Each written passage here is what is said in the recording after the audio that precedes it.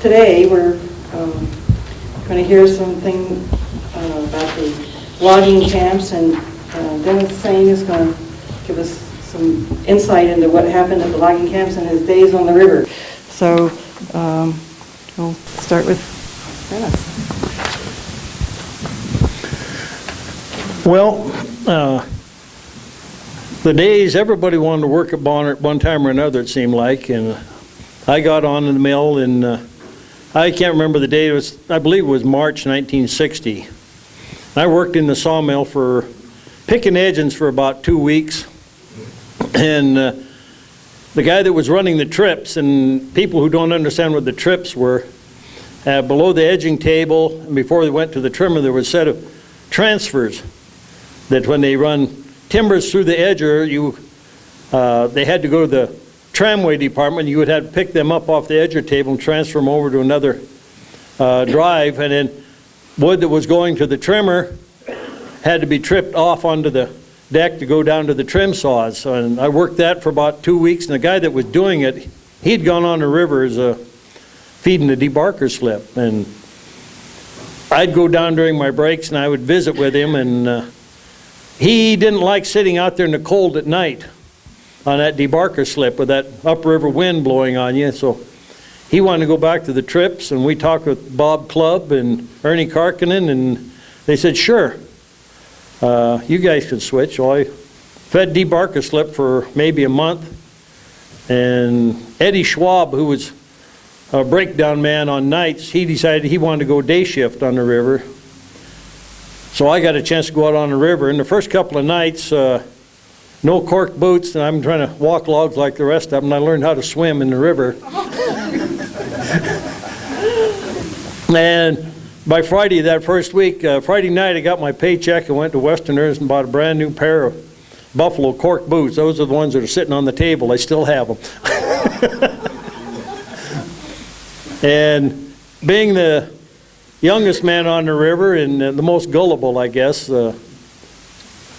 Gail Nelson and Bob Handley, they were the other two men on the river. They said, well, why don't you go out and try and help them unload log cars there before it gets dark? Well, I got to go to the head end of the river, and they stayed down the lower end, so I got all the grunt work. It was an experience, but I enjoyed it. I thought, hey, that was fun. I learned how to walk the logs, and I was having trouble with that. I'd come out during day shift, and I would sit on the bank, watch old Bill Roberts work the river. He was a man. You could throw a box of toothpicks out there, and I think he could walk across the river on them. He was good. So I learned a lot of tricks just watching him, how you get on the little logs. If you duck walked on them, turned your feet at an angle, you could get 1 foot on 2 logs and the other foot on 2 logs, and you could stay afloat. If you stayed on one log, you went swimming, and it was quite an experience. OSHA now would definitely put that to a screeching halt. No life jackets, and we unloaded the log cars. That was a real experience. A railroad jammer. You were between a railroad jammer and a log car. You hooked that crotch line to the deck, and the jammer operator would pull that line up tight, and the two of you'd reach big pokers, reach through and trip them locks and unlock them stakes, and then he would raise up and the logs would go tumbling off, and you run like hell either direction, get out of the way. And then afterwards I would have to be in breakdown. I'd have to go, when they're on the bank on what they call the high landing, you had to roll them into the river, and times when they unload the chain that they had holding the stakes together for top loading, that would come unlocked. Well, then you'd lose a stake down the river, so you'd have to run a tong line down there and pull the stake back up to put on the log car. And when they dumped off the wall into the pond off the mill wall, sometimes the logs just stood on end. You had to get the railroad jammer to come and pull them loose, and then they would pile 3 or 4 deep. We learned a good secret there. If we got too late in the night, we leave the jackpots for day shift. And at night, you would about 10 o'clock each night, the wind would change and start blowing upriver. So then you were fighting all night to keep pushing logs downriver, and we had to had a cable that went across from the small log mill clear across to the cliff on the other side, and we hung ropes from that. We had these big dogs, looked like an axe kind of with a pointy end, and at night when the wind was blowing too much, we'd get logs pushed down the debarker slip, and then we'd walk out on the logs and pound these in to keep the logs from blowing up river so we could bring some more down till we could pull the dogs. And at night, then we would drive the dogs in before we'd go home, and that way there was logs at the debarker slip for the day shift to start. And there was a battle, the usual battle between day shift and night shift, of course, but it was overall a fun time. And then I got married, so night shift was out. I got a chance to go in the mill on day shift. Worked on the tramway for just about a year. Rick over here, we worked together or against each other on the tramway occasionally. And then I got a chance to go to the woods in May of 1962. And there I was a choker setter up in Dirty Ike. Now, the first time going into Dirty Ike, riding with some of these cat skinners that are used to 70%, I wasn't. It was a scary situation at night, or at daytime, coming down in Dirty Ike there. What is Dirty Ike? It's the creek just before you get to Clinton. Oh,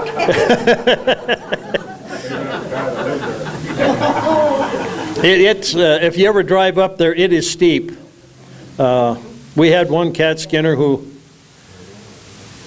cat was down, another cat skinner, Don Montelius, was running a skid cat, and Huey Evans' cat was broke down, and Huey was walking down ahead of him to guide him down the mountain, and Don couldn't wait, and Huey come back, tell him you can't get down. So the cat stayed there overnight till the next day. They went and got the brush lines, which is about 400 feet of winch line. They tied another cat on him and led him over the cliff so he could get down and out. So, like the old saying, it's a lot of fun. You get half near killed every day. So it was quite an experience. And after I set chokers for about a month, we in Dirty Ike and Kendall Creek. Then they put me slinging tongs the rest of the summer, and that was another real quick experience. Slung tongs for Jimmy Nelson. And then they put the 22B on rubber on right away, and then Bob Paddock was running the 22B on rubber. And until he dropped the heel boom on me, and then I was off for a couple of weeks. But I was dumb enough, I come back to work right away. So it's been a real neat experience. I will say Anaconda, everybody badmouthed Anaconda, I badmouthed. I eventually became a shop steward and a plant committee man and everything, but I look back on it, Anaconda was one hell of a good company to work for. I mean, their logging practices beat anything that you see today. I mean, when I first went in the woods, they fired some of their cat skinners for knocking over leaf trees. And there was one cat skinner, his name Frank, I can't remember, it was a big issue of him tipping over a bunch of leaf trees, and they fired him, and the union fought it for quite a while. But Frank Hill. Frank Hill, that's right.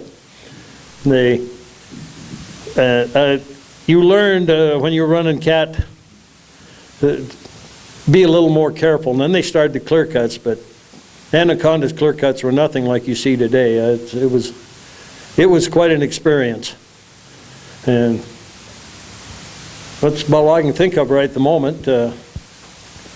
Go ahead. You're bringing stagecoach pictures. I don't have them. I wished I could find them. We have, my family used to own the old Bearmouth school bus stagecoach, and the family sold it, and we had some pictures and they have disappeared. I've just got some partial pictures, but they don't show anything of what the stagecoach looks like. It was nothing like the ones you see on TV. It was a big touring coach, had a door in the right-hand front corner, and had bench seats along the sides, and it had a door in the very back that you could get in had a metal cover over the back step, so the dust and mud didn't get on the step if you got in the back door. The family had it for a lot of years. We used it in a few parades in Missoula, but nobody seemed to be able to find pictures of it, so.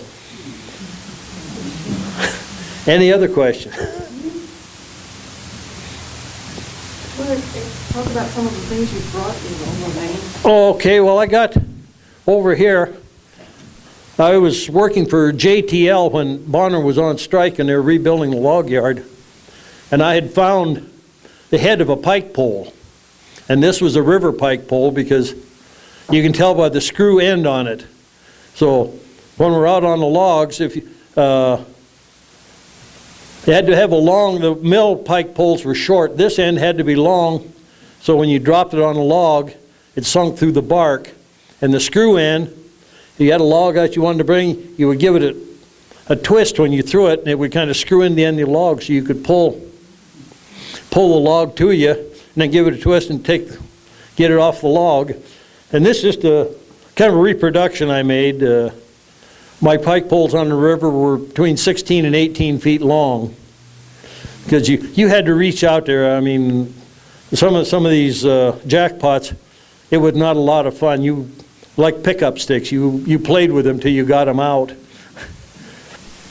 And then the PV, you always, when we're through a shift each night, they had a rack underneath the sawmill on the west side that everybody on the river had a place to hang their pike pole to keep it straight and dry. You just didn't lean it up, because a 16, 18-foot pole would take a set, and you did not want crooked poles out there.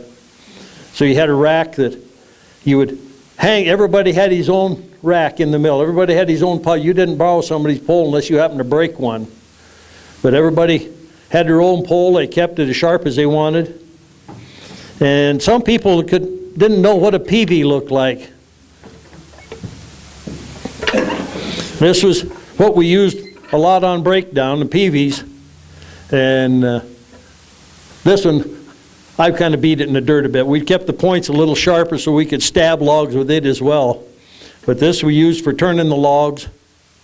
And undoing the jackpots, you climb up there. Some of these logs would be 3, 4, and 5 deep piled in the river, and then you'd have to break them all down to single layer. So you get out there and you watched what you did, because you turned the wrong log, you went swimming. And we had at the, huh? How many times did you? I lost count. After the first week, I know about 4 or 5 times the first week. But in the main pond, it was heated. So in the winter, a swim in the wintertime wasn't that bad. It was getting out. And that long walk, so we had the donkey shack down at the end of the pond where everybody in the river had a locker. And you put your dry clothes in there, and so if you went swimming, then you'd slosh down, change into dry clothes, and come back and work the rest of the night. My cousin, he came on the river, and he kind of competitive. Anything I could do, he could do. So we got on the river out there. If we had a bad situation, we'd talk Jack into going out and do it, so we'd watch him swim. His first night on the river, he went in 3 times. He used up my dry clothes, and Norbert Fifield was on the lower end of the river. He used up Fifield's dry clothes, and about 2 o'clock I fell in. So I had to work the rest of the night in wet clothes. So. And what time of the year was this? When my cousin, it was late April when he come in, so it was still cold at night. Yeah. Summertime, it wasn't too bad when you fell in. You could work all night in wet clothes if you wanted. It'd get cold go off shift at 3 o'clock. It would get a little bit cold, but it wasn't that bad. It was quite an experience. I'm glad I did it. I wouldn't change it for what I've done anything else. I was in the best physical shape in my life then. I mean, being breakdown, we had a lot of logs, 3 and 4 foot in diameter, and getting them 2 and 3 deep, getting them unpiled was quite a pull. I mean, they had a little crook in them. They did not want to roll. You had to fight them at times. You use a snipe on those to make it longer where you can pull harder. No, you tried to find one that you liked real well. Some of these fit your hand better. Some of them, the handle got a little bit crooked. And anything you did, preferably go swimming before you lose your peavy if you could. But they shut down the mill in August for vacation, then we would clean the pond. And when they drained that pond, you would see a forest of these standing up because they'd go down. This is the way they'd stand in the bottom of their pond. So once the pond was, see the sunken logs and the peavy forest standing out there, we go out and salvage all the peavies. And a lot of guys had their initials carved in them, so we'd set them aside and get them dried out. And then we would skid out all the sunken logs.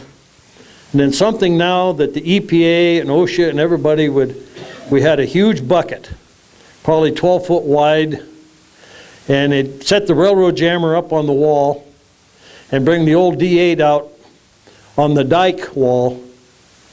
My first the experience of running a cat, I had to drive that old 2U8 out on that wall, and the wall was about 10 foot wide and the D8 was 9 foot wide. And that wall shook as you walked that 8 out there. It had to set out, and you had a tail holder line that you would hook, and they had the line run all the way. It had that D7 they used to raise and lower the gates on the dam, and with a double drum winch, hook that bucket up between the D7 and the railroad jammer. We'd pull that up down the pond, drop it in, and then the D8 on the wall would guide where that bucket went in the pond, and we'd scoop all of that mud and silt to the bottom of the pond, and guys would stand down at the outlet of the pond with a fire hose and wash all the mud down the river. You get 2 and 3 guys on some of the bigger logs? Oh yeah, there were times we would have to use 2 of us at least to get some of them rolled, and the hydraulic debarker would only take a 5-foot diameter log. And there were a couple of times before we really realized that, we got some logs that were over 5 foot, and we fed them in small end first, going up the slip. They got in the debarker and then get stuck. Had a big wall, steel wall in there that the logs had to go through. So when it got stuck in there, and the debarker operator had a TV camera so he could see what was happening in the debarker. And if he wasn't watching that debarker could cut a log in half if something got off the track or something in there. And when we jam a log in, then they would have to shut the debarker down, bring the millwrights out, break that chain because there was no reverse on the debarker. It would just, so we'd have to break that chain, tie the railroad jammer on, pull the log out backwards, slab off a piece, put the chain back together and run it through there. And if a log had too big a crook or sweep in it, we had a chainsaw, electric chainsaw out on the boom with Mark's little metal pins out there for lengths that we'd pull these crooked logs up. That means you'd have to take everything out of the way because you had to turn this log sideways, pull up to the boom and cut the log into, get the sweep, because it went up that debarker chute wrong and roll over, then it would come off on the catwalk. And a couple of them would come off and come right back down to where the guy feeding the debarker slip would be sitting. So crooked logs, that was a no-no. You had to. And a couple of times when they were running all mixed species, originally they dumped the logs in as they came off the railroad car. The logs went through the sawmill, pine, fir, larch, spruce, cedar, whatever. That's why the 400-foot green chain, because they could sort all species on the green chain at that time. And the debarker operator on nights would fill the lower pond and break logs. He'd just keep running and running. So Gail Nelson and Bob Handley one night, we had some cedar there. They took the sharp end of the pike pole and dropped it on the cedar and pulled it down, stripped that bark, and when it went up in the debarker, it didn't peel off its bark shred, it peeled off its big long strings, and then plugged up the chute, so they had to shut debarker down for an hour. They really liked you guys. And one night, he'd filled the lower, when they changed the species, it filled the lower pond with pine, and Fifield finally went up and stopped him, that they were breaking the pine logs in the pond, in the lower pond. And we thought, well, Tabish, he will start it up anyway. the last half hour, no matter if it breaks logs or not. And we all went in the river shack. So it had a little heater in there, and we're keeping warm. And about 3:30, the mill shift was ended at 3 o'clock. 3:30, we woke up. He never started the debarker again. We come out through the gate, and Bob Clubb was still at the main gate, and he went, "What are you guys doing?" I said, "Oh, we just worked on our pike poles tonight." So, any more questions? Did high water affect the pond at all? Not after they closed it. Once had the open river, the pond would go up and down more. But once they closed in 1960, when they filled in the end of the pond, see, they got all the gravel for filling in the end of the pond right there by Marco Flats campground, by Blue Slide. You see that big gravel pit before you get to Blue Slide? That all went in the river down here to fill the end of the pond when they got the Wagner. Because when they got the Wagner, unloading log cars changed, because all the log cars, the old log cars, they had a chain on top for top loading. They would load up so high, and they would string the chain across, and they had a special loopy type hook that the top loaders would get on and hook these chains on, and then they would load on top of them chains. It would keep the log bunks from coming apart and from logs from falling off as much. So Wagner had to come in and take the top part off of the load, and then they would undo the chains, and that's when they changed to the steel bunks on the log cars after that. The wooden bunk log cars disappeared shortly after 1960. Any other question? They did flood that pond in June of '64 when they had that high water. They had a lot of problems out there that year. Well, at that time I was up trying to save McNamara Road. They did have that at one time, I remember. Yeah. Can you talk a little bit about your project on McNamara Road? Which project on McNamara? Putting the road. Well, when I went there, the road was, they had built part of it before I went in the woods, and I was slinging tongs, and we picked up the right-of-way. They had built the road, the original grade going up McNamara, what we call Hill 29 now. There was another grade above that. As they started to build what they call Hill 29, they were dozing out. Freddie Gunsler was running the dozer, and he pushed out over there where you can look straight in the river, and it gave out from underneath him, and that 21 almost went in the river. So they backed off and quit building it, and they built the spur up over the top. And then the next summer, Henry Pross come back, and they built from the other direction going down and did the drilling and blasting and put that in. And at the end, they built the road up to where they wanted to put the bridge in.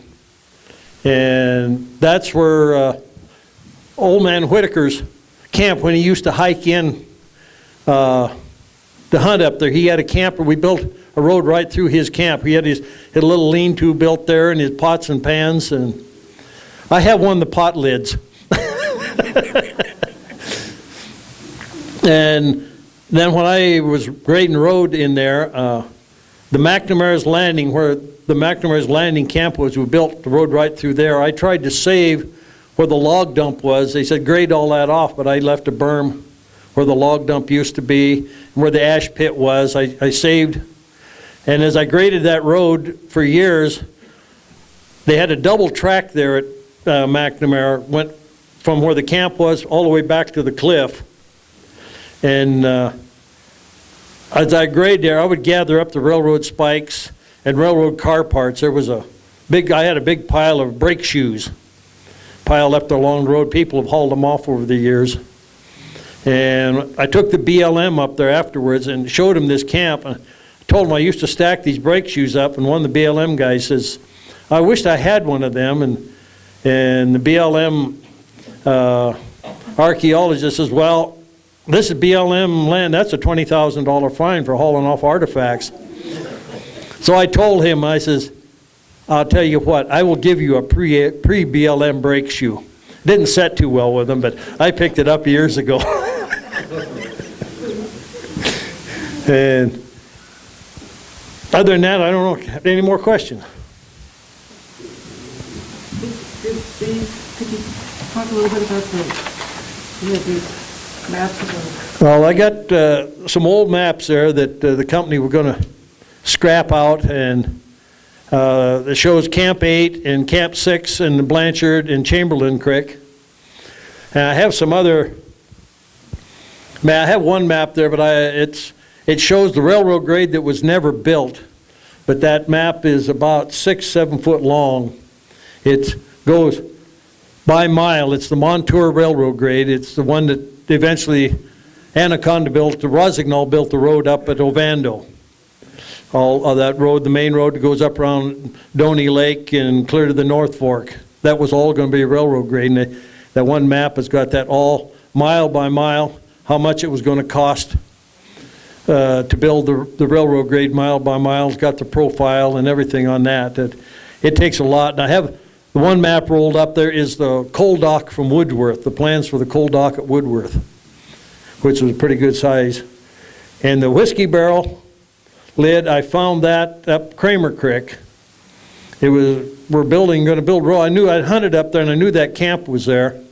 It's from the 1880s, the Northern Pacific Railroad camp. And the company, we were going to build road through there, and I took my wife and some friends up, and that was laying on they had a wood sidewalk at that camp. And that was laying face down on that sidewalk, and a whiskey barrel lid, and I turned it over, and I see the brand on it. So I brought that home, and about the next week, we did get the doorknobs off the camp. We got the porcelain doorknobs at home as well. About a week later, Bob Grenfell went through there dozing and Bill Road and dozed that camp up in a heap, and they burned it up.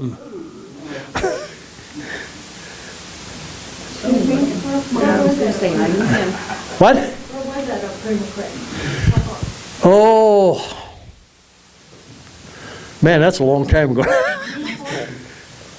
Past the East Fork, way past the East Fork, up.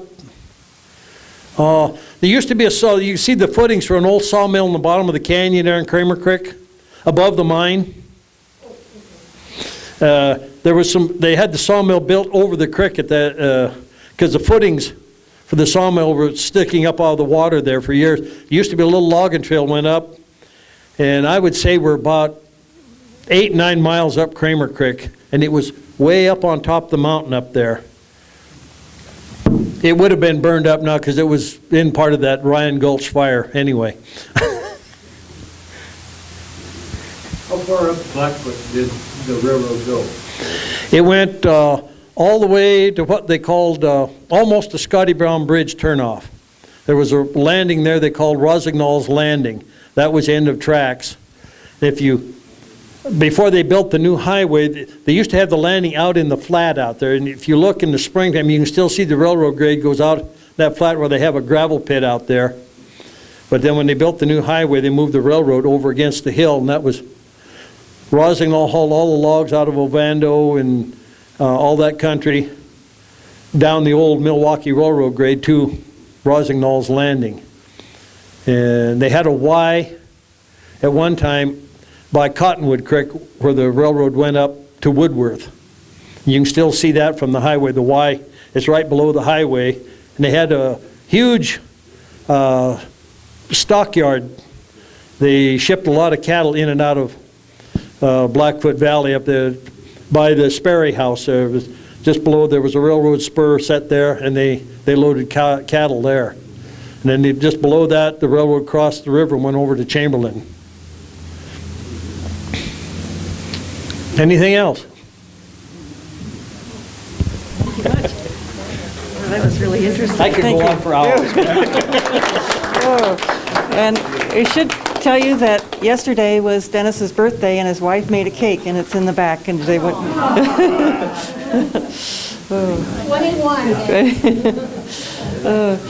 21. Our next speaker today is Leroy Christopherson, who's going to get the logs from the woods to the mill, and he asked me to tell you that he said his hands cut the last national Christmas tree, so that's. Oh, wow. Good for you.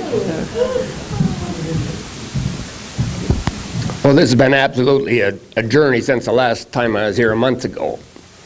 And I brought this picture along because I'm sure that people in this audience are related to these drivers.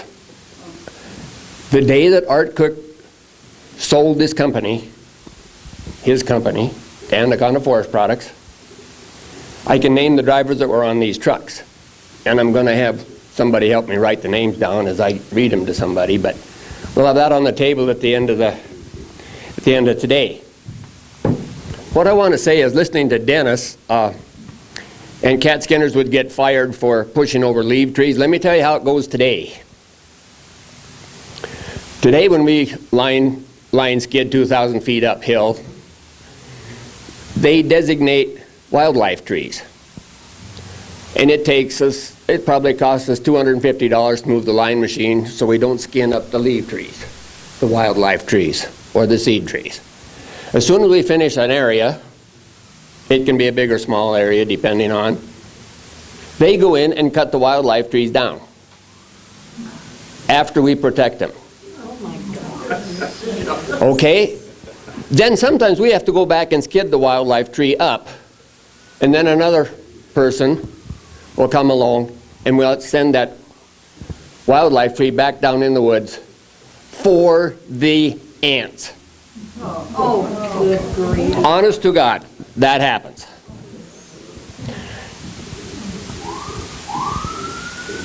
I want to share the old person bus. I don't think that's the right name for it, Dennis. When they took the crews to the woods behind the train, there was a maintenance car and then a club car and something else. Well, one of those cars now we have found, and it's been given to the Historic Society out of Fort Missoula, and it sits out there behind Rocky Mountain junk place where they dismantle a lot of stuff. Well, there's a car there now that we can have if we can get it out to the fort. It's just sitting there. It's four-sided. It has its wheels, but we can have that. Will somebody in this audience help me find a set of pig's feet? Who here knows what they were? Pig's feet. The pig's feet go on the end of a crotch line. Who knows what a crotch line is? Dennis does. He said that word. Do we have any around? I don't know, Benny. Put it on anybody. Listen for it. All your antique shops, wherever you go or walk or whatever, I need a set of pig's feet and a set of bell hooks. And they are the two things that go on the ends of crotch lines. Do you have any? Do you have some? I have some, but I don't know if I can find them all. Will you please? And share it with us here. And I need a fantail. Any fantails around? They're out there. We got to find them. And the reason I'm saying these names is because I want to be part of this book when it's written. I want to do the glossary thing because there's logging terms and names in there that if you haven't been around or kicked around or sat on it, you might not know what it is. So I've offered my... What's that? Did you advertise the paper for it? I'm already on the antique logging equipment internet. I've got several people looking for them, but they're a little scarce. But I know they're out there.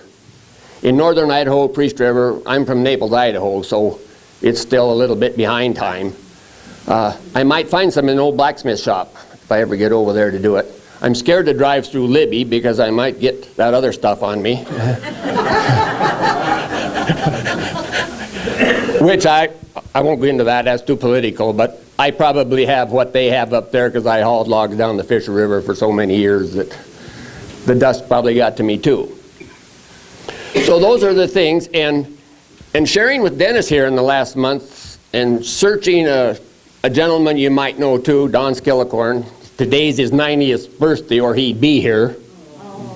He's got his family home with him today. Is that right, Dennis? Yep. Yeah, he's 90 today, and I offered to go up and get him and bring him down, but he had his day planned, so I couldn't do that. So things have changed. It's been exciting to do this, and if somebody else sit down with me, we'll write up the drivers' names here. As for, there's 18 trucks when Art Cook sold. There were 16 assigned drivers that day, is that right, Jard? Yeah. You took this picture, right? You took this picture? Okay. I don't know who took this, but Art gave it to us when he gave the trucks to Anaconda Forest Products that year. Could you throw out some of the names? Yeah, I know them all. I finally figured them all out. Shall I go through them? Oh, yeah. Well, I went to work for Art Cook. W.A. Cook, William Art Cook. And I was in forestry school down here. I have a degree in forestry and hauled logs all my life, so that doesn't make any difference. The newest truck was driven by Billy Tagg. Right there. Billy, is that right? What year did Art sell these? I think it was in 67, 6? 67, I think it was. Who drove 44, Billy? Driving them Chuck Hart. Who drove 43? You're right on so far. Bob Cochran. 42. I don't remember that. James Dykes. Yep, that's right. 41. Remember that. Dave Normando. 40. Roger Smith. Roger Smith. 39. Elmer Wall. 38. Right, the other Wall. Roy. 37. This is great, folks. Yeah. Ray Stritt. 36. Ron Bailey. 35. Keith Lurbeck. Yeah, he was. 34. I was on 34. 33. Louis Stemple. 32. Everett Smith. 31. Ray Michelle. 30 was an auto car, and Art got rid of it to buy your new truck. Okay? Is that right, Bill?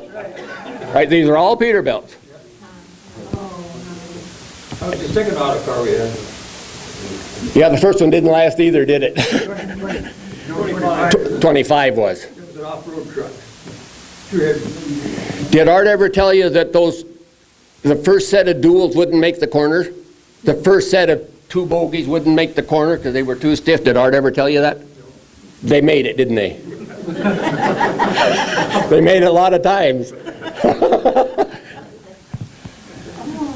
We're down to 27 and 28, or 27 and 28, because 29 was autocar, and there were no permanent drivers. However, Ray Froelich, Snooze Chew and Ray Froelich, and Art's boy Jerry were the two temporary drivers on the end of the truck. Charlie Trees. No, Charlie Treese drove only in the Max, Dennis. No? 29 for a long time. 29 had no stake suspensions. It had them pointy stakes. 29 was the autocar. No. No, 30 was the other. 30 was the autocar. Okay, we need to put that in there. Charlie Treese was 29 until he went running cat. See, this is great. This is how it comes out of the woods works, but we'll keep working at it. So you find those things, Mr. Legreed. There was probably a pretty good chance that it was my old man that took that picture. It might have been. He's probably sold them all to Art, didn't he? I've got quite a few pictures just about like that. He Did- took a lot of pictures. Did your dad sell them to Art? Pardon? Did your dad sell them to Art? Did he what? Was your dad the salesman that sold those trucks to Art? Yeah, right. Yeah. He dealt with art a lot. Yeah. But I've got quite a few pictures just about like that. So, but he passed away about 4 years ago. You knew old Leonard. Oh, I knew Leonard. Leonard sold me my first new one, too. I told you this last month, sir, that your dad, Leonard, put an electric generator in my grandpa's barn in North Dakota. That's a while ago, but it's true. Kim? What's an auto car? An auto car is not a Kenworth or a Peterbilt or a GMC or a whatever they have nowadays. It was a make-up truck then. It was principally designed as a heavy-duty truck. Wasn't it auto car Brock? No, no. White auto car. No, it was straight auto car. White came later. Well, white White and Auto Car they were basically, well, they merged. Yeah, they merged, but one's built for road and one was built for off-road, like the big ore trucks and stuff, so. That's about all I can tell you. I'm very happy to share with you that there's 4 people in Montana that have cut the national Christmas tree. 20 years ago, it came off of the Fisher River up at Libby, cut by the Chrismores, Bill and Stu Chrismore.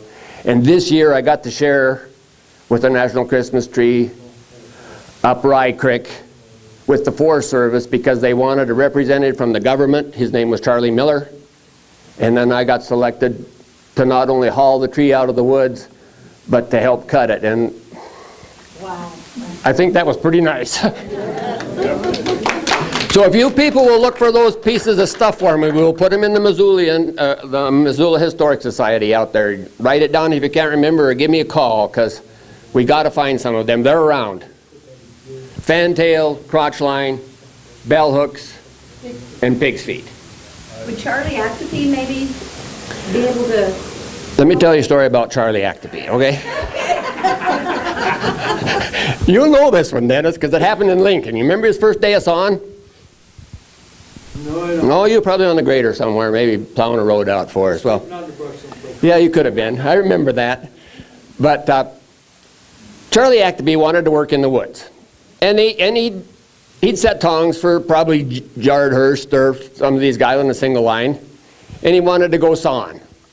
So Skilly puts him in the crew pickup, or Harold Schmidt puts him in the crew pickup, and off to Lincoln we go. And it's a perfect park. And the trees, 2.5 feet, 3 feet long. And Skilly says, well, start there, Charlie. 2 hours later, it hit the ground. He had a big tree pinched in the saw because he hadn't figured it out yet. That was his first day of sawing. I remember that. Is that right, Dennis? So I'm very happy to have worked all I've ever done at this place out here at Bonner. Excuse, I might go too crazy here, but I just love hauling logs.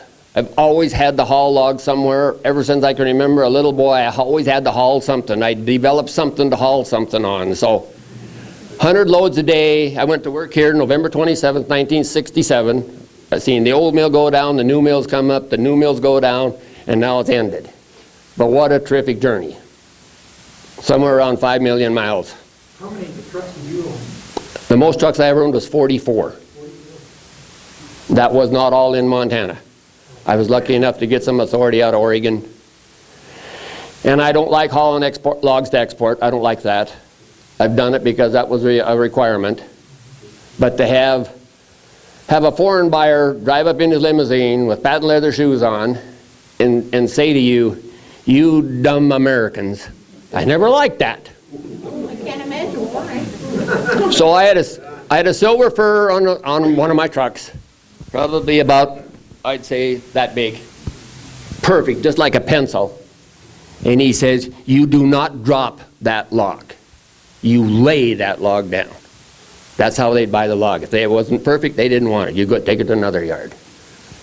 That log today, I'll bet you, is underwater out in the ocean. Still there. Those buyers bought the entire Olympic forest, put it out to the ocean, and it's still there. Isn't that sad? Dennis, we don't have anything either. We don't have the old tree planter stuff, do we? Do we have the old cage anywhere? The old tree planting cage? I don't think so. Any idea where we might find it?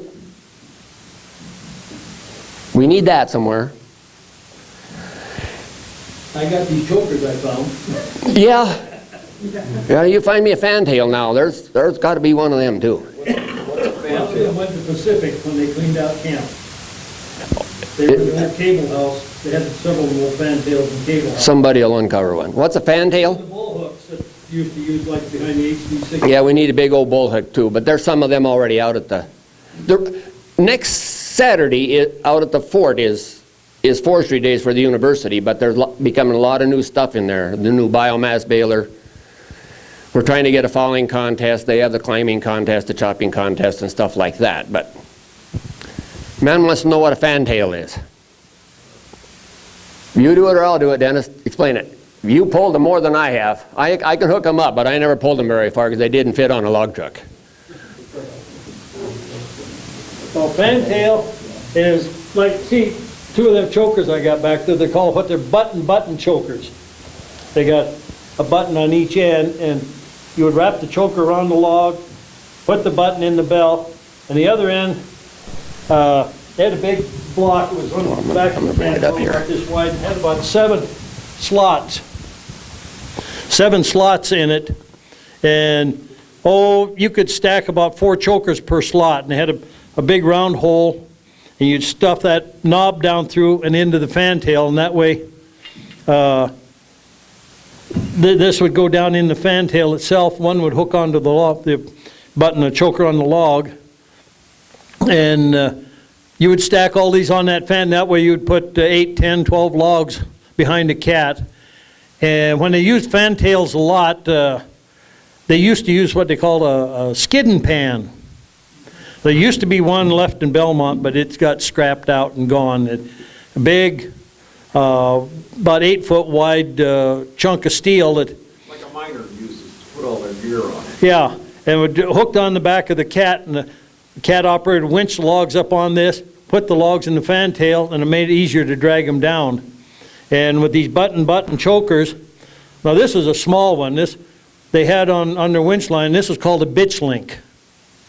This is a little one. The big one... That's a pair hook. It's a bitch link. What's the difference? Nothing. Nothing. This is good. This is good. Like a fiddle. But this end was tied to the winch line on the cat. This is a little tiny one. But the big ones, like for these old 3/4 chokers, they're much bigger, and then you would slide that button through this, and then you'd winch it up to the cat, where you would take it off the winch line and put it in the fantail. Well, the well guys use stuff a little like that on the sand lines. Yes, yeah. And I don't know, that's my explanation. Okay, this is, what Dennis is talking about is this is a button and a button choker, but you see there's another thing in here. Well, that's a bell hook. Usually the ones that went in fantails didn't have the bell hook. So you could use either end on the fantail. Also, these here bells, we would just they get these made.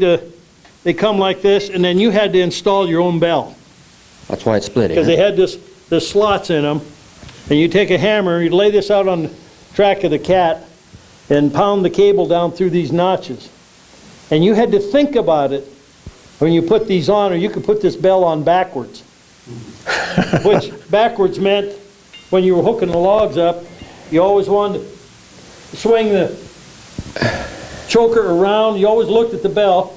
You always wanted to hook up to where this was against the log. If you put it on backwards, you get it in, this side would be against the log. When you got to the landing, it's twice as hard to unhook. They're designed to go on to the log, so when you got to the landing, you just pop them open.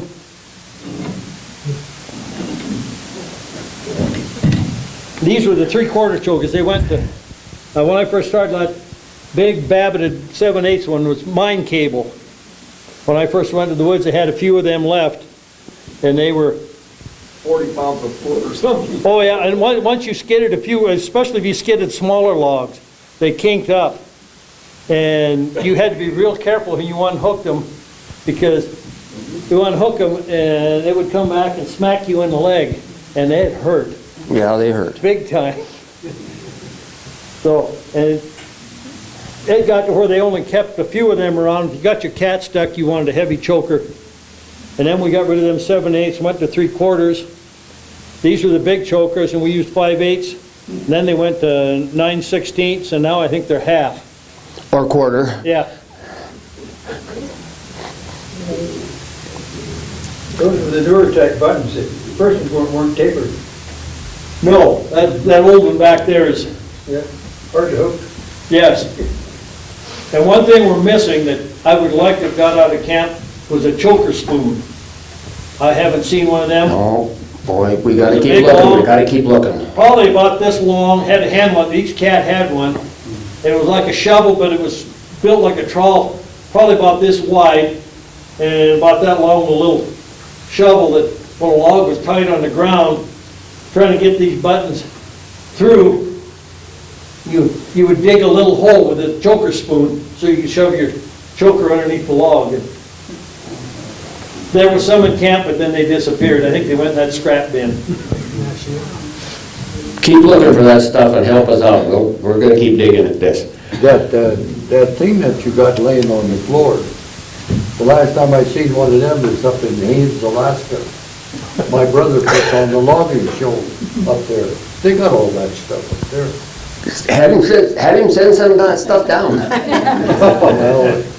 Well, it's pretty heavy stuff, that's pretty expensive. Did you, Heavy like what I got. Yeah, they got all that stuff. My brother there participates in a logging contest up there, and they're putting chokers, things like that, around logs there that is taller than I am. Yeah, it's amazing stuff. yeah, that's how Amazing big, stuff up there. that's how big the trees they were. Would you folks share with me a minute? I have one of my employees here in the audience with me. I don't think I get him to say something, but I might. Dan, would you please stand up? His name is Dan Risco, and that man drives log truck for me every day that there's a job to go to. And you'll notice, Dan has one arm. What an amazing man, let me tell you. Okay, give him a hand. Thanks for coming, Dan. You didn't expect that. Okay. You will work tomorrow if I find you load? Okay. Well, folks, that's about all I know. We're going to keep digging at some of this stuff, and if you run onto any of that, give me a call or something. I'll go pick it up or wherever I got to go. Sir? Yeah, a question, or digging this old stuff up. What about the old galloping goose? Does anybody know where that went? Out of the fort. It's out to the fort? It's out, yeah. That's what you're calling the old engine, the galloping goose? A little, yeah. And I think they repainted the door, picture of it in Bateman's book or someplace. Yeah, I think it's in Bacon's book, yeah. Yeah, and we just redid this stack here on front. It was rusting out, and we fixed that, and if you go to the fort next weekend, there's a crotch line set up out there. The crotch line is the two lines off of main line that lifted those logs up on the rail cars. Okay? That's a crotch line. And that's a slide ass out there. Yeah. A slide ass is different than a gin pole, and it's different than an A-frame. Oh, my French. Kinda, logging French. It's some kind of a boom to get them up in the air. Well, walk out there and visit. It's going to be a show. They're going to have the steam sawmill running and all that. 4 blocks from there. Can you make it? Wasn't there a McGiffert? Yep. The old steam McGiffert. Picture of that in Bateman's book. Who pulled the last load of logs down on a train? Who was the engineer, Dennis? Dan Ryan? Spooner's father-in-law. Orville Spooner's father-in-law. Orville Spooner was log loader and a foreman until Sawyer fell a tree on him. Yeah. Fell a tree on his pickup. Phil, That wasn't Activity that did that, was it? no, it wasn't actually. George Hart. It was George Hart. And wasn't George the poor man up here that rolled the log off the bank and got that Sawyer, that hooker for Larry Mai? Wasn't that George Hart too? Could have been. How do you live with yourself after something like that? You don't vote. We had that one accident, pictures in my book over all the vandalism. Up in Ovando, we had a knot bumper. I hate to say this, he was college educated. That's okay. Yeah, he had gone to university and he come up, he was hired on as a knot bumper, very careless. And Skelly had warned him several times, and Skelly talked, I was a shop steward, and he wanted to know what he could do about that. And I said, well, you got to give him a written verbal warning.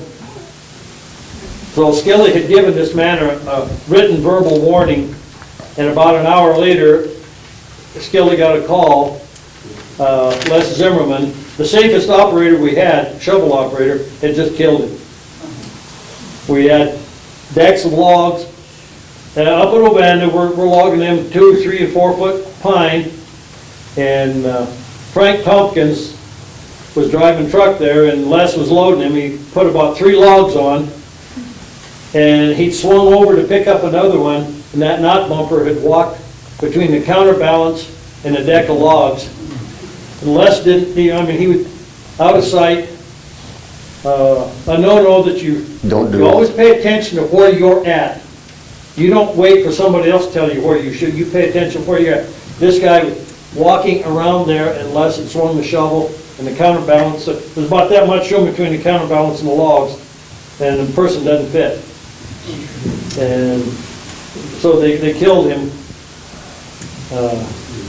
The company got a little trouble over that because Skilly, Tompkins had stopped Les, and they got a hold of Skilly, come over there, and Skilly told Frank, had Les take the logs off the truck, put the trailer on the truck, and send them over to Donald James to get another load rather than leave them there. So, you're in Ovando, the sheriff and coroner has to come from Deer Lodge. So it was about 2.5 hours before they got up there. And the company got a little bit in the ringer over that because they disturbed the scene of the accident. But Skilly got a lesson right there. Something happens, leave it and sit. Wait till the officials show. You've mentioned more than once being a shop steward in the woods. What part of that operation was unionized and to what extent? All of the Twin Creeks operation, that was all Anaconda employees. And those people worked? We were part of Local 3038 Bonner Union. The logging operation for that? Yep, for Twin Creeks. It was. There was 100 and, can't remember, about 110 of us loggers in the union. In fact, there was one time, one winter in the early 60s, they hired Jim Baker to haul logs. And he had about 4 trucks, I think, because they needed extra trucks that winter. And all them truck drivers working for Jim Baker had to fill out a union card in order to haul. And come spring, when they laid them trucks off, one truck driver who I didn't think was really that swift, he decided, no, I'm not going back with Jim Baker. I'm a union member now, and I want to drive truck for our cook. Yep. For Bill Hausauer. Bill Hausauer.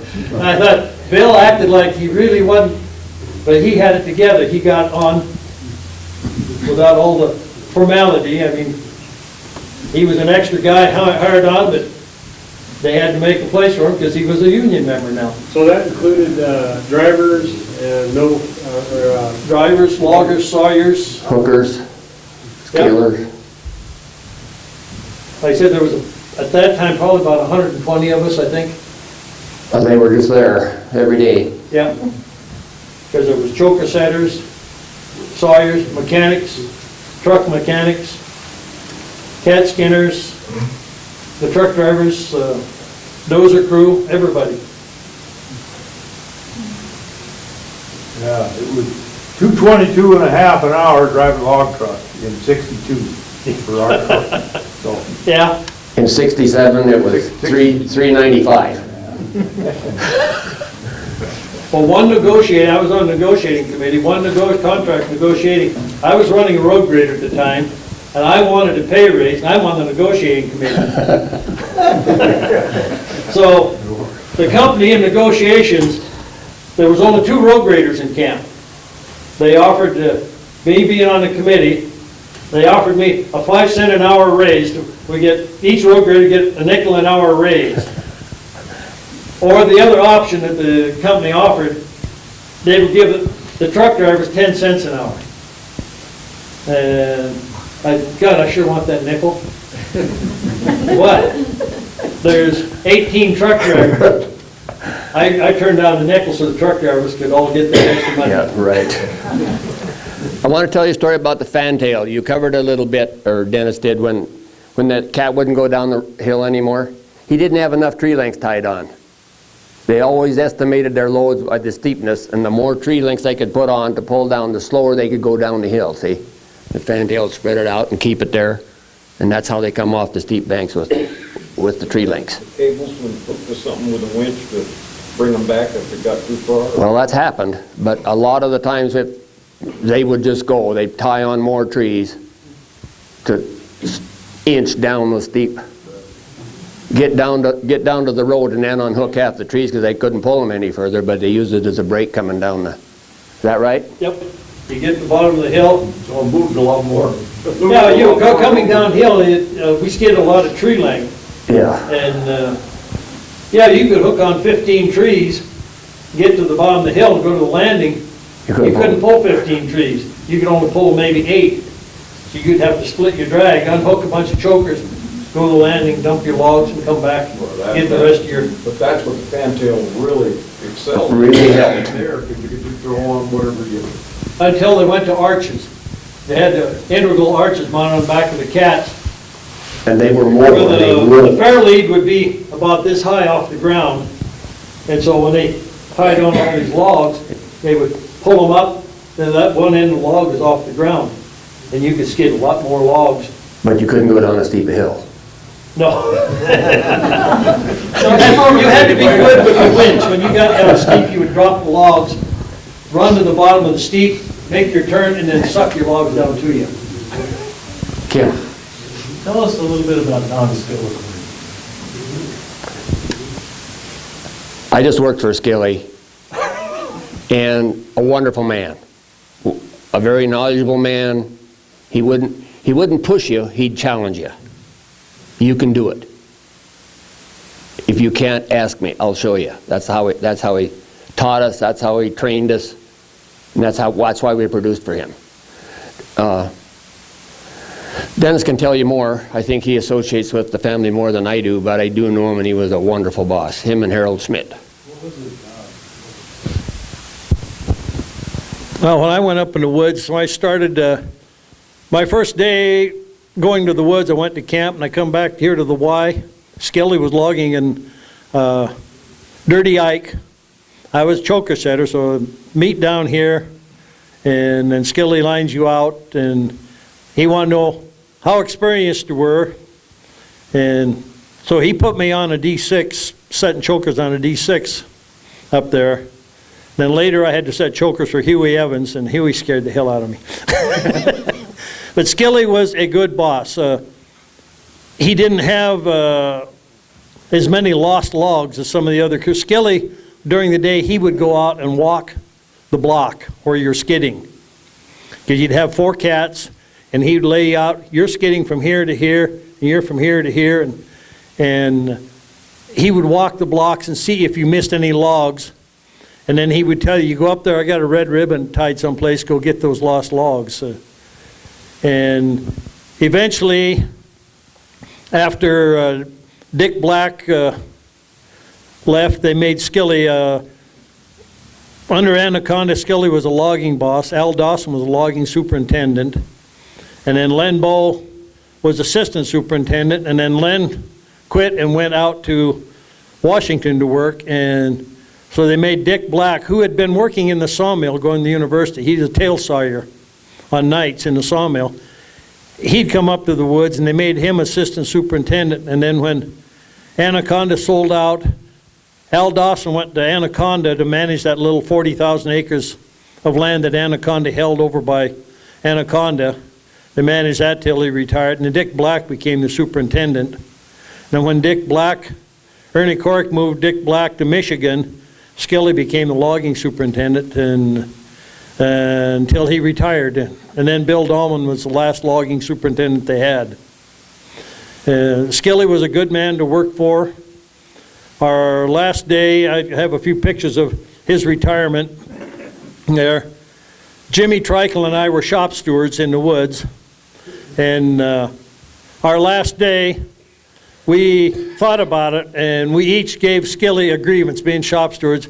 We each gave him a grievance to end his career with. And we met with him at the end of the grievance and said, have a happy retirement. Grievance is settled. Skilly started out at the bottom too.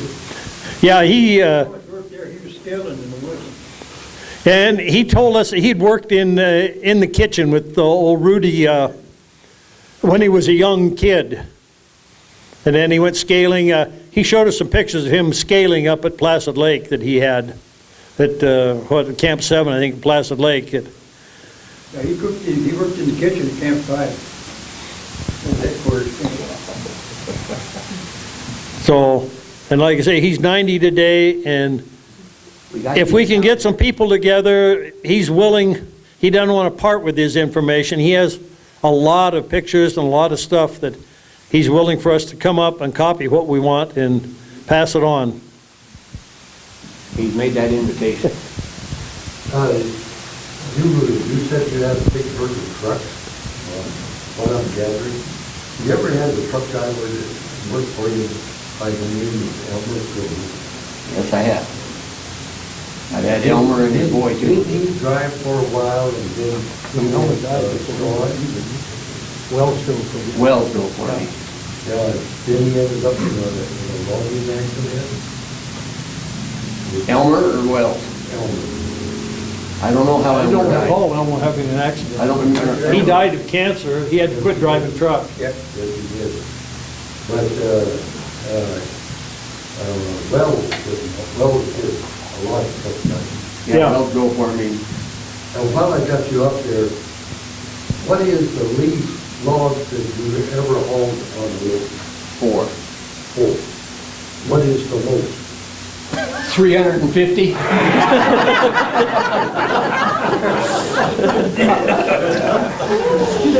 We got 3 out of Lincoln once. And you call that a load? A load nowadays is defined by the state by legal weight, by legal height and length. We try to average 27.5 ton per load. We don't measure it by diameter anymore. The pulp mill will take every stick we can get on.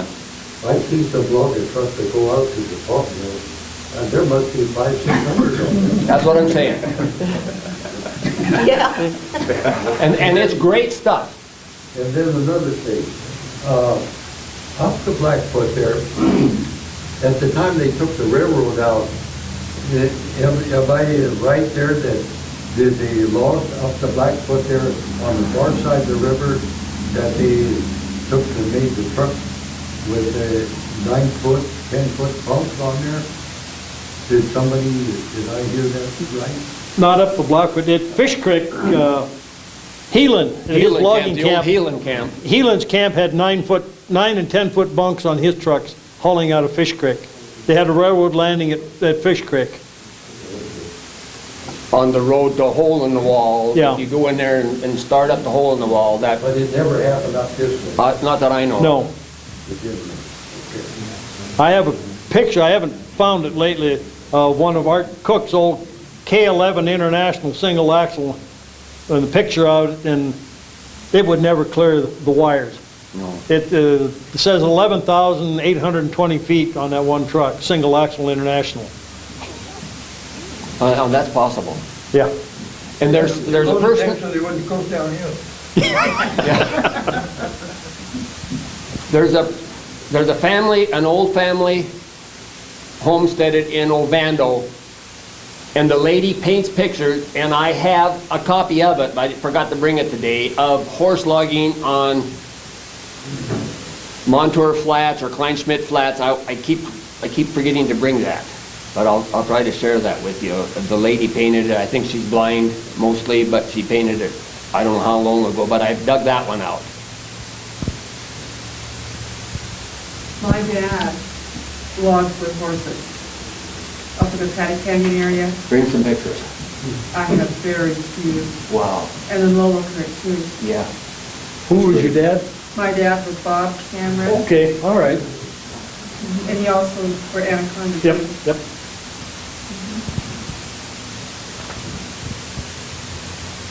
We could go on for a Yeah, while, I'll tell you. This is wonderful. Thanks. Great. Well, thank you all. Yes.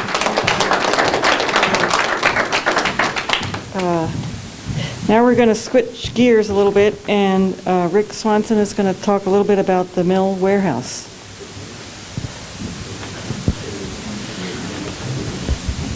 This is going to be a lot different than what you've heard already.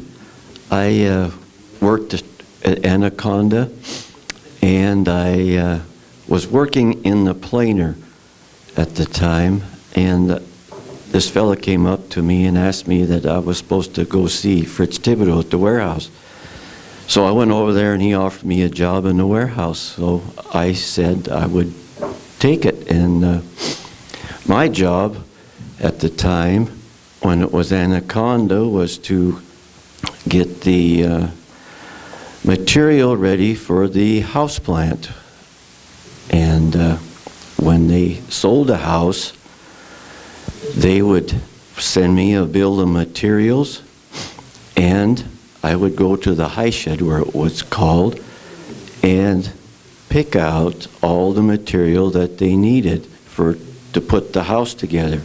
After the people in the house plant would build up the walls and the ceilings and the rafters and put them all together for the truck. So I would get the list and put the plywood, sheetrock, nails, and whatever hardware to go with the house, and take it over to the house plant to Cy Dusik, and he would load onto the truck and take it to where it was being delivered. And after Anaconda sold, I was out of a job, so I ended up at the Anaconda Building Materials for 3 months.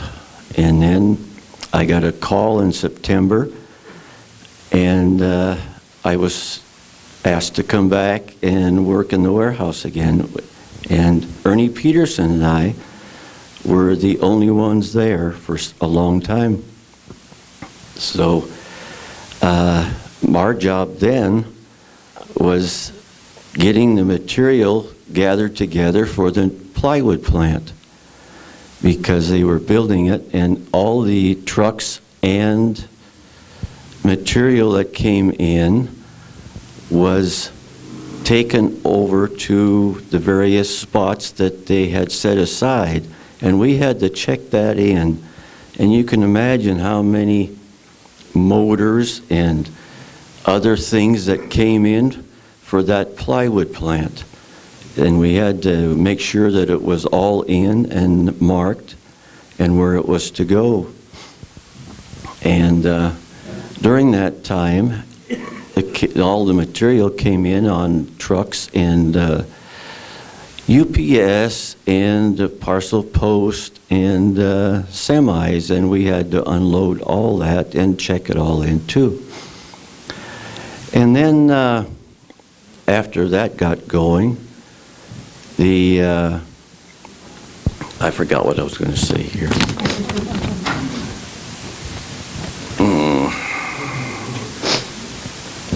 Well, when Champion came in, I should say before Champion came in, we always took a physical inventory that took several days when it was Anaconda.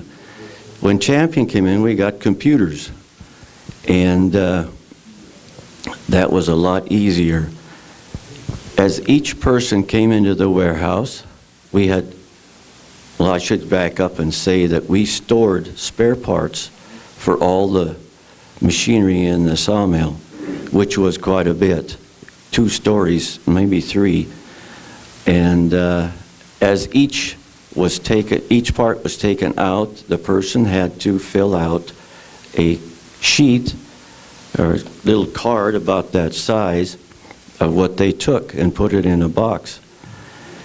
And the person on night shift would enter those cards into the computer, which automatically decreased the inventory and also printed out an order that was mailed out to the various people that had companies that they were ordering it from.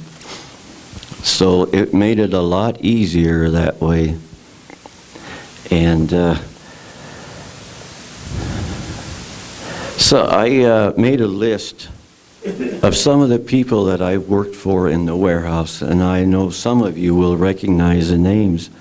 This goes back through Anaconda days and also through the Champion. Al Pitts, Joe Brown, Rod Hohalder, Brian Roberts, Zale Bender, Sue Ginn, George Stroud, Kathy Morris, Jim Martinson, Gordon Kirkwood, Jim Dawkins, Kathy Taylor, Helen Petroff, Ernie Peterson, Sue Hogan, and Ron Anderson. Now, I might have missed a few, but I hope they forgive me. Also, I have some pictures on the table over there that I put together from the warehouse that I have taken at various times.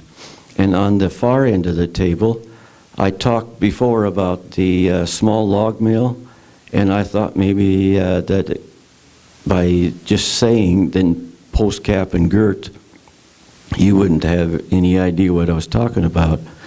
But all those were made at the small log mill, and that's what we sent over there on the trucks. And so, I don't know how they did it, but somehow or another they put it together down in the mines on the sides and across the top, so it wouldn't fall in on them. And they say that Butte is held up by all that timber that we send over there to them.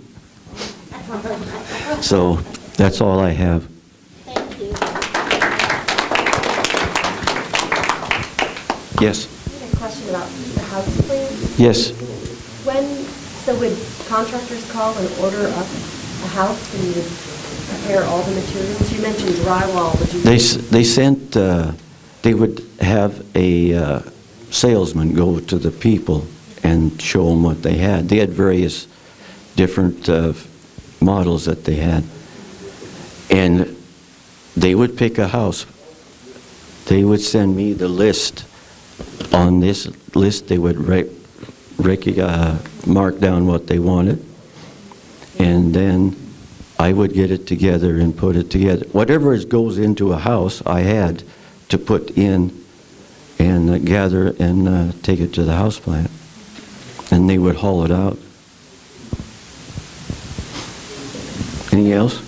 You said you worked for a few months at did you say the Anaconda's building materials? Yes. Where was that at? 3rd Street. Was that UBC? It used to be UBC. The Anaconda company run that store at that time? Yes, they had several. Well, to go back, they even had what they call the interstate yard, which is all over on Alder Street. And they also had that one on 3rd Street. So, any else? The old, the elevator that's in the warehouse. Can you tell us any stories? Stories? No, I don't have any stories about it. But I remember in Anaconda days when it was the box factory, that was the warehouse, that when you're going to use it, they had a kind of a saw hanging up above with a thing on it. You pulled the rope and it would go clang, clang, you know, and let people know that you were going to use the elevator. And then you could go up and down on it. Did they use it to get the horses up there? No, not horses. What we did use it once to run a forklift up. And that was a small one, but it wasn't a big one. And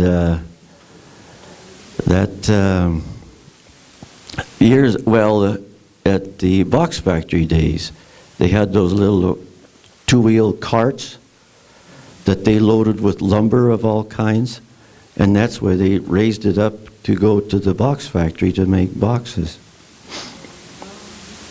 You know, that there is an elevator just like the one we have in the prospector. It is located at the mortuary on Coop Street. Sometime when you get in there. Mortuary? Sometime when I get in there, yeah. I know, because it jumped the track. Oh. They called me up to fix it, and you pull on the rope, and it runs you out. Well, when I was pulling on the rope, that was just to let the person know up above that it was coming up or down. Yeah.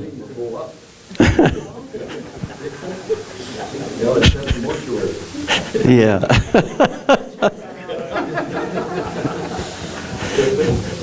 Well. Well, thank you very much. Let's see. Is Rudy Miller still here? He was gonna, I don't. I don't know, they're having a party out there in the hallway. Is he out there, Judy?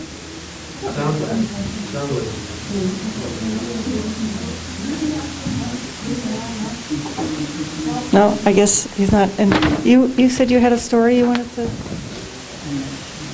share? Sure. I have a say. Sure, go ahead.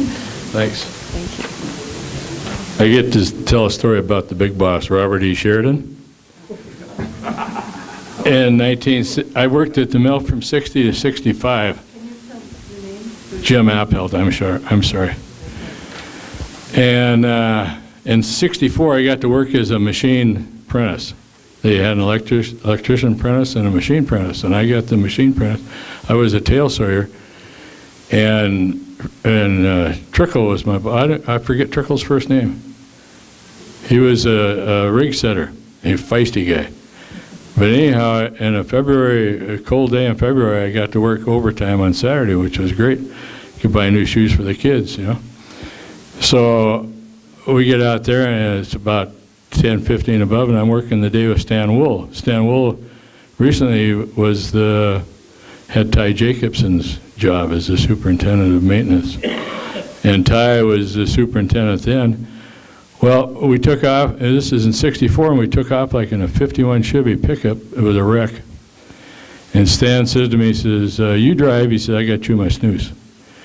I said, okay. So I'm coming down this grade by the green chain, and it's slicker and snot, and I can't stop. And here comes this big black Lincoln out from behind this woodpile. It's a big boy. And Art Bush is a machinist, and he's over on his rig. He can see what's going to happen, so he stopped. He's laughing like hell. And I smacked into Robert E. Sheridan, and he gets out, walks around his car, and he doesn't say a word, and I'm as white as a sheet, and he's as red as a beet. Finally, he says, get this piece of shit out of here. And Stan Wool choked on his snooze.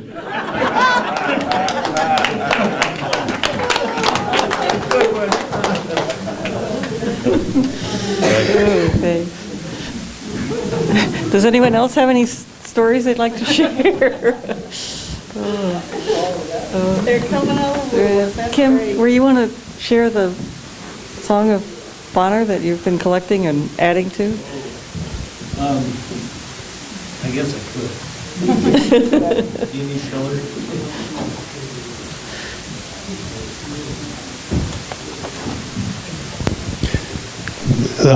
This is really switching gears. All these guys that actually did stuff out here, I'm not one of them. I don't know anything about this. The stuff that we're hearing today is fascinating to me because it's all brand new, and all the terminology and just the way you guys talk is cool. When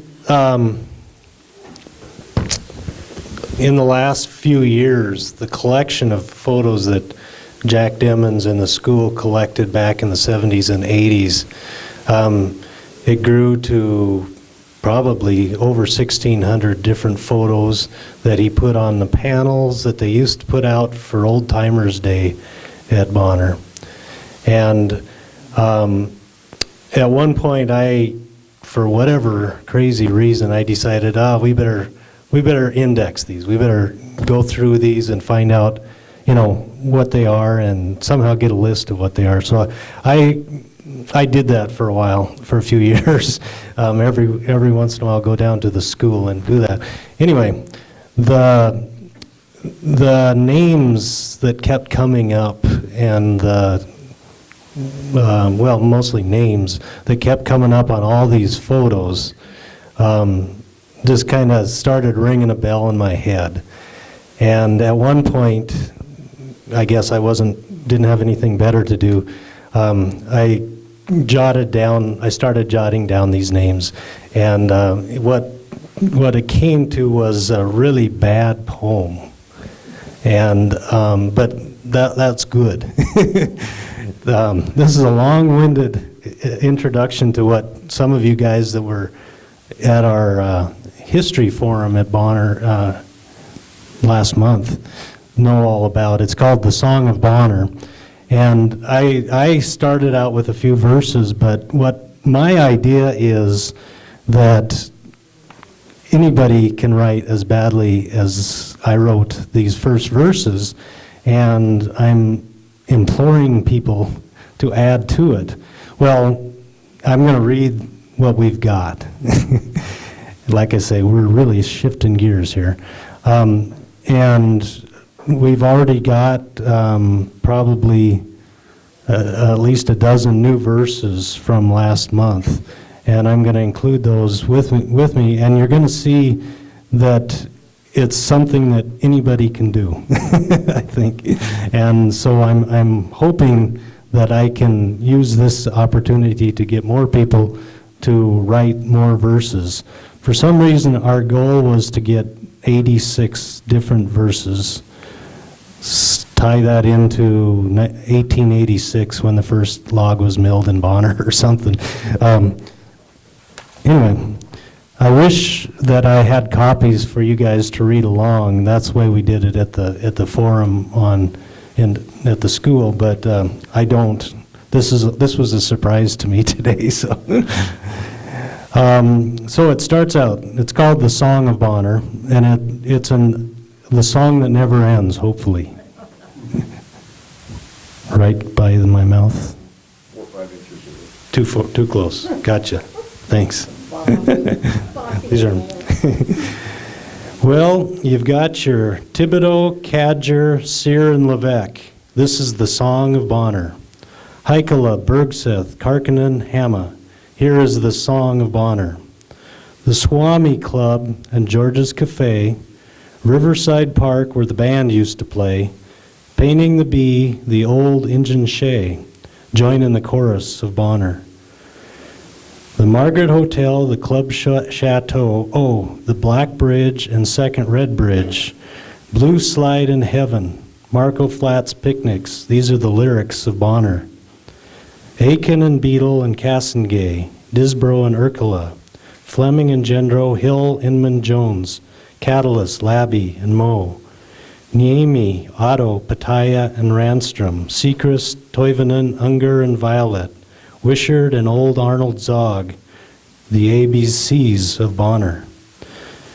The one-armed ball player named Kelly Pine, Richie Fontaine fights tonight.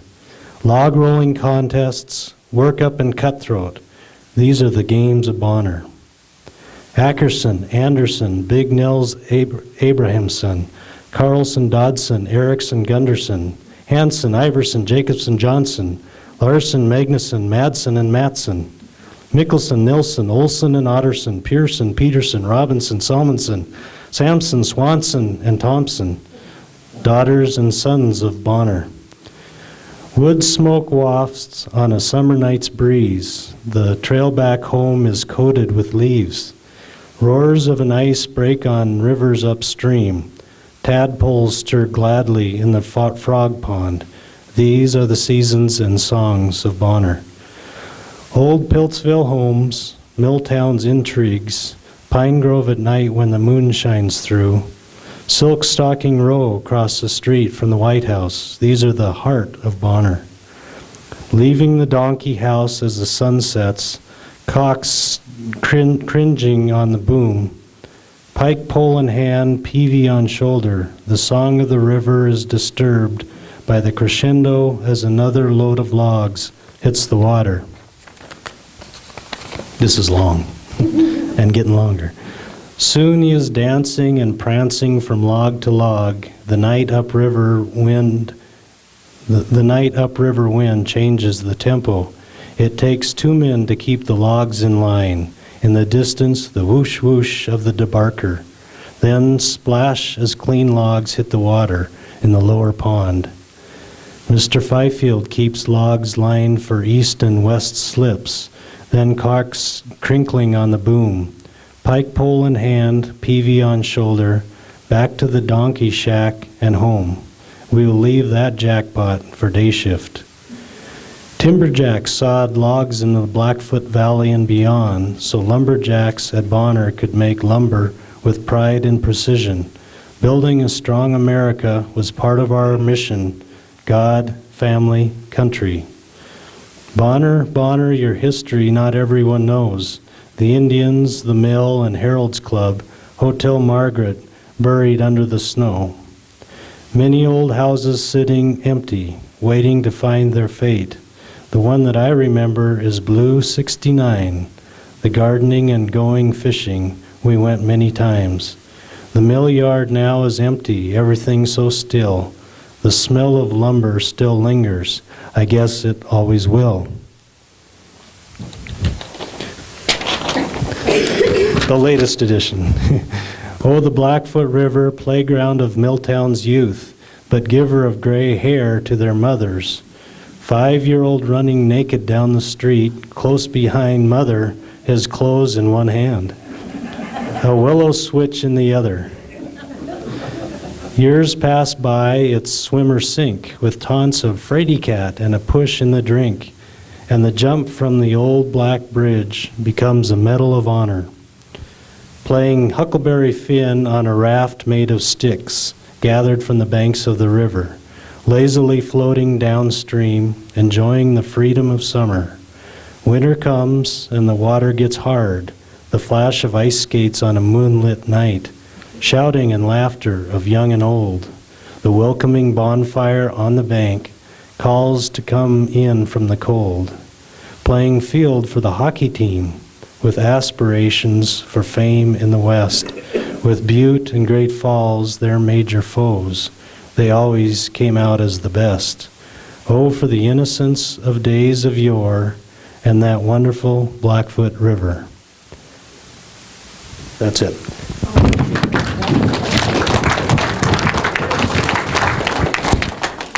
Somehow or other, I'd like to get you my email or mailing address if anybody would like to add on to our Song of Bonner. Is that on the internet right now? No, but it will be. If I've got your email, I'll send it here. Great, thank you, Kid. Well, thank you all for coming. Does anyone else have anything they'd like to add? Well, thank you all for coming, and Judy does. Sorry. I know that I have your names. Many of you have come to all 3 sessions. If you came in today and were visiting and forgot to sign up, please do, because I will notify you when we meet again, and I don't think anybody wants to miss out on these great gatherings. So be sure that I have your name, that I can read it, phone number, and email if you have it too, please. The tape for the last session, are they still available, or? You can get the DVDs that MCAT has shown already by calling MCAT. It's in the phone book. I think it's under MCAT, Montana Community Access Television. They're $10, and you can order copies from MCAT. That's probably the easiest way to get them now, since we'll be disbanding for a few months over the summer. And this current one, I'll send out a notice when it's going to be shown, probably in a month or so, and then that too will be available, and those are $10. Thank you, ladies, for putting this all together. Well, and Jim. Jim Willis.